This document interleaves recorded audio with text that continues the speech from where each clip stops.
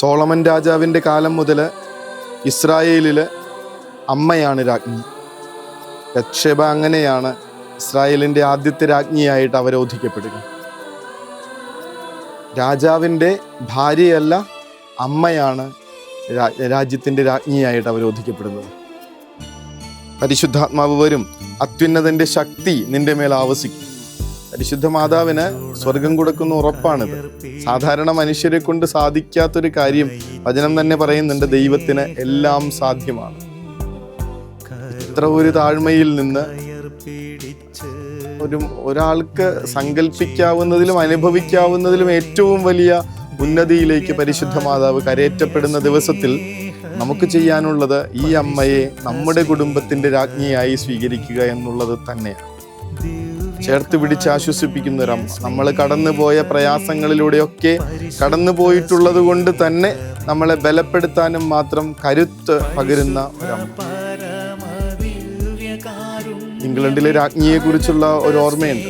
ഒരു ഭടൻ മരിച്ചു കഴിഞ്ഞപ്പോൾ ഈ എലിസബത്ത് രാജ്ഞി അവരെ സന്ദർശിക്കാനായിട്ട് പോകുന്നുണ്ട്.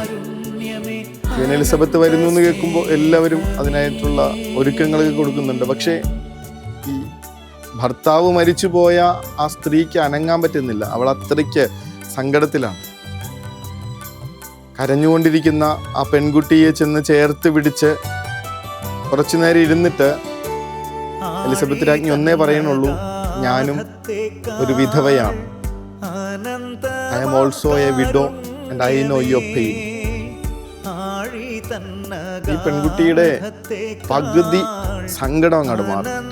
സ്വന്തം അമ്മയെ എന്ന കണക്ക് ചേർത്ത് പിടിച്ച് കെട്ടിപ്പിടിച്ചിരുന്ന് അവള് ബലം പ്രാപിക്കുന്ന ഒരു കാഴ്ച അന്നത്തെ മാധ്യമങ്ങളിലൊക്കെ നിറഞ്ഞതാണ്.